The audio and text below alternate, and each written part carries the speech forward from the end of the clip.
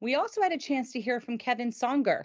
So he was featured in our Survivor series just a couple days ago, which is great because Kevin is going to be going live with us for the months of January and February presenting Qigong. Unfortunately, I did miss Kevin's live Survivor series. So I'm hoping that Josh can give us a little insight into this. But anytime we have an opportunity to have somebody present their story of survival, whether from the patient's perspective, caregiver's perspective, or even if you've lost a loved one to aortic disease and you want to share that story too, it's very informative, very uplifting, very therapeutic. All around for the presenter and the receiver of the information. So, Josh, is there any major takeaways you want to share with us about Kevin's story? Well, we like when we have survivors that are like 12 years out, right? So Yeah. that's always a big one. And he's up and outgoing, and he's got a good outlook on things. That all comes through, but he's got a healthy dose of why things were hard. So Hmm. it's a great. He's a really great guy, and he talks about like some of the struggles he had with all kinds of different things, right? Um, Although he had some trouble, he glances right past it. Yeah. Right? So, and Yeah. that's the you can see there's a healthy amount of healing that goes into that. Okay. Well, and Kevin also, and you knew this from the start, his page on Facebook has taken a few twists and turns, but he started the page called Dissection Life.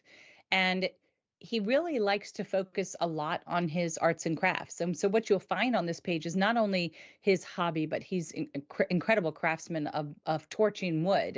And he's, I don't know how he puts this artwork into these pieces he does, but he has that on there. There's also another type of artwork he does. I wish I understood. I think it's probably via the computer.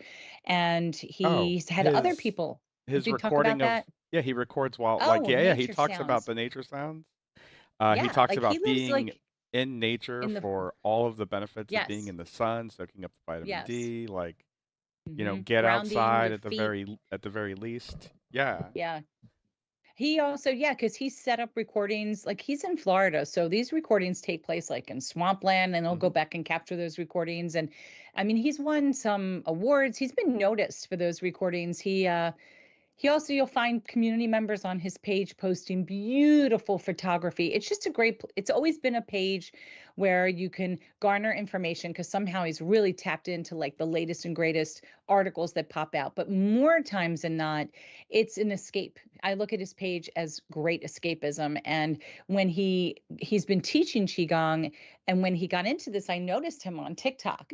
And I thought this is perfect because I know I was going to want to start to take Qigong, just thinking of an exercise that would be purposeful and could not, I couldn't hurt myself, moving slowly like that. So we asked him and he's agreed, and he's going to start with us on January 4th, that Thursday at 7 p.m. Eastern. And more information will be coming out about that. But you're right. He just has this attitude that's just, this is what it is, but how else can I make the most of my life? And it's just a very easygoing attitude. I'm so excited he's agreed to this. So thrilled. Oh, Marche Oh, says, good. "Thanks for sharing about Kevin." Yeah, yeah, Yeah. he's got a great story. Yep. And the link is right here. Well, if I scroll, found I'm on the wrong page. Scroll down. There it is. You'll be able to have an opportunity to check it out and click that thumbs up when you do for sure, like we ask you to on this page as well.